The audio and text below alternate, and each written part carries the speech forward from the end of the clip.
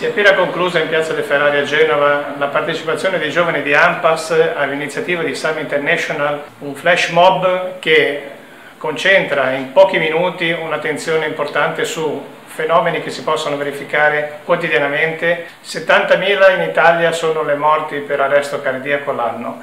Soltanto il 2% viene recuperato per un pronto intervento di persone che sanno fare poche importanti manovre di rianimazione. I primi momenti sono importantissimi per far sì che ci possa dare continuità e dignità a una persona che viene recuperata da morte certa per il resto della propria vita.